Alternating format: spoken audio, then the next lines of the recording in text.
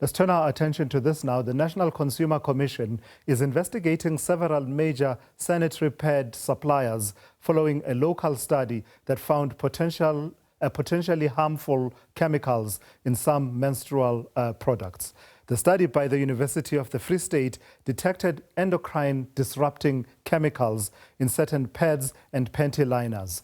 These substances have been linked to hormonal imbalance, infertility, endometriosis, and certain cancers. I'm joined now by NCC Head of Investigations, Prudence Moilwa, to explain what this probe means for consumers. Good afternoon, and thank you for your time. So just from gleaning from that study that has been done by those academics at the University of the Free State and the word of caution that they were issuing to say they are not at a point where they're sending out alarm signals, but certainly something to pay attention to. What is the starting point then of your investigation?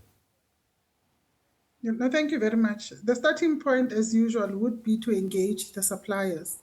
So, and in terms of the investigations done in terms of the Consumer Protection Act, we have to give them the right of reply.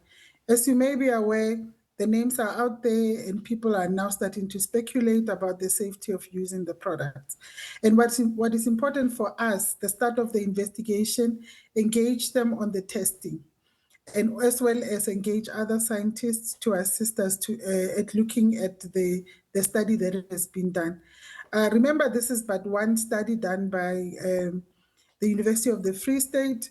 It was a sampled study, and we need to interrogate the study itself. So we need to also get other scientists to have a look at the study so that by the time our investigation is done, we have an overall picture of what is happening with these products. So prior to this study by these academics, was there no inkling or elements of a complaint or suggestions that said, perhaps as the National Consumer Commission, you may want to look into the safety, particularly a chemical safety of the sanitary pads? Nothing until this particular study? No, the Commission was not looking at this area. We have, of course, looked at other products in the past that are viewed as medical devices, as well as cosmetic products, but never a study of this nature. So we were not in particular looking at the sanitary ware. Now and then, of course, when we do our monitoring in the markets, we do check whether or not there is some level of compliance with labeling requirements, but not at the level at which the study has exposed. So as you are undertaking this work then, what is your message to consumers? How should we be interacting, one, with the study, but also with the products themselves, given what has been said about the potentially harmful chemicals in some of these products and endocrine-related endocrine-disrupting chemicals? What's the word of caution? Is there a word of caution from you, or are you saying, let's take the caution of the academics who did the work, who are saying they're not seeking to cause alarm, but there's definitely something to investigate here? Yes, I'm glad that they've issued the statement to that effect, because obviously, as you correctly indicate, the country was in a panic. People were wondering whether to continue or not to continue.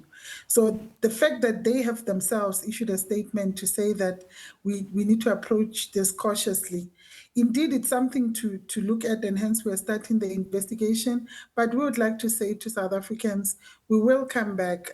As we said in our statement when we issued it, in the first few weeks, we want to just clear the fact that it's no longer an alarm issue, so that we don't do a product recall like we usually do.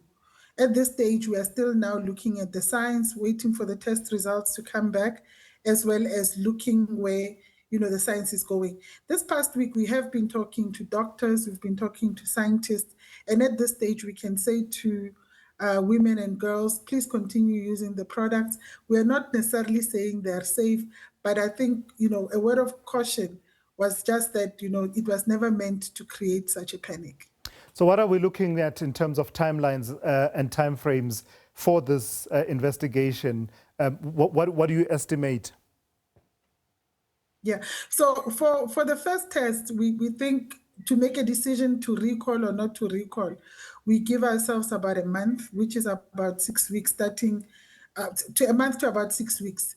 There we envisage that the scientists will give us like some form of comfortability around the product. Then the decision about whether to recall or recall will come from there. So we also say to the companies, please, as we've indicated, test your products, share your results with the NCC. Other entities are also looking at this. So in about 4 to 6 weeks, we'll be able to say whether we are recalling or not. The investigation itself, hearing from the stakeholders this week might take up to 6 months. So let me get this clear then. Over and above the work that the scientists at the University of the Free State have done, are you also commissioning your own tests with your own scientists, as well as encouraging the companies that manufacture these products to also do their own testing so you can compare the results? Correct. I must say that, all the affected departments are on board, including the Department of Women and Children and so on. Everybody, all hands are on deck. All scientists are involved, the doctors, societies of gynecologists and obstetricians, everyone is on board. We are all looking at this. We will be getting tests from the side of the suppliers, but also other entities who are also on board, like your NEMISA, will also be looking at this, including the SABC. All right, I've got to thank you for your time this afternoon. That's Prudence Moilwa, who is the National Consumer Commission's Head of Investigations, talking to me this afternoon about that study that came out from the University of the Free State that talks to some sanitary pads and panty liner products potentially containing potentially harmful chemicals in some of those products. So the NCC getting involved and getting stuck in the work of trying to unravel that situation and trying to understand what exactly is happening there and the safety and efficacy concerns that may raise.